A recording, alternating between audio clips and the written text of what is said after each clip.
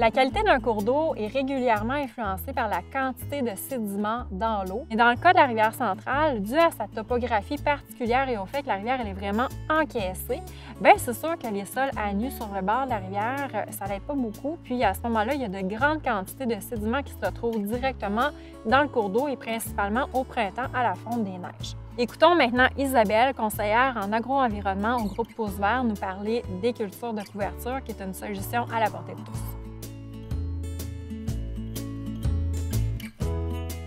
Les cultures de couverture, qu'on appelle aussi des engrais verts, c'est des cultures qu'on va implanter dans notre rotation pour garder le sol protégé le plus longtemps possible. Il existe deux principales périodes qu'on va essayer de meubler dans notre rotation. La première, on va dire que c'est des cultures qui sont intercalaires. Donc, on va les implanter en même temps que la culture principale. Elles vont pousser entre les rangs, d'où le nom intercalaire. Les cultures de couverture en dérobé, c'est des cultures qu'on va implanter après la récolte de notre culture principale, mais avant la suivante. Les céréales d'automne, c'est aussi une belle façon de couvrir le sol à l'automne parce qu'on va les semer à peu près entre la mi-août et la mi-septembre ici dans la région pour avoir une couverture de sol qui va durer tout l'hiver et qui va repartir au printemps prochain.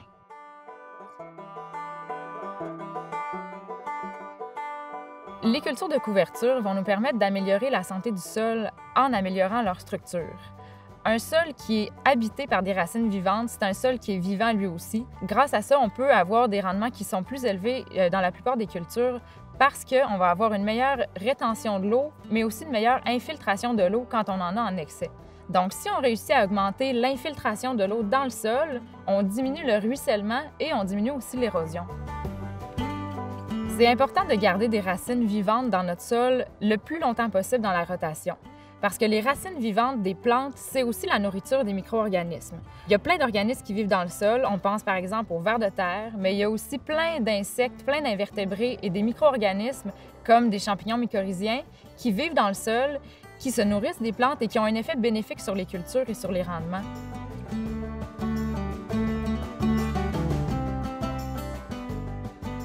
Les cultures d'automne, je ne suis pas le premier à l'avoir essayé dans le coin. J'ai observé les autres le faire avant moi.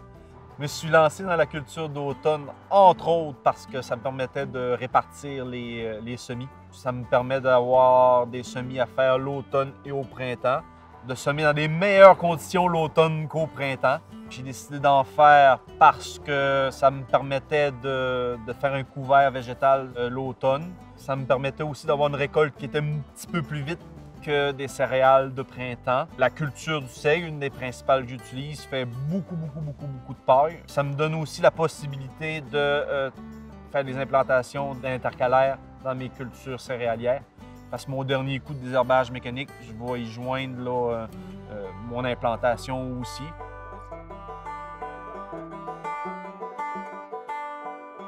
C'est possible de faire des cultures de couverture, peu importe le type de sol qu'on a, que ce soit des sols sableux ou argileux. Quand on veut se familiariser avec les cultures de couverture, il y a simplement énormément de combinaisons possibles, plusieurs périodes d'implantation, plusieurs espèces, plusieurs techniques d'implantation.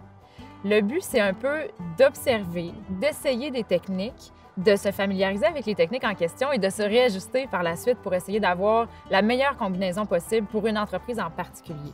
C'est pas nécessaire d'avoir de l'équipement qui est coûteux pour réussir ces implantations de cultures de couverture. En fait, l'idéal, c'est de valoriser le matériel qu'on a déjà à la ferme. Cette année, pratiquement tous mes retours de céréales vont avoir été travaillés avec un chisel, un travail de sol plus primaire que la charrue, et à lequel je vais avoir eu incorporé là, un mix d'engrais verts pour ajouter de la matière organique dans mon sol, pour venir faire une culture de couverture pour l'hiver. En résumé, les cultures de couverture, ça nous permet d'améliorer la structure du sol, la santé des cours d'eau, la biodiversité dans le sol. C'est possible d'obtenir de l'aide financière pour l'implantation des cultures de couverture dans le cadre du programme Prime Vert du MAPAC.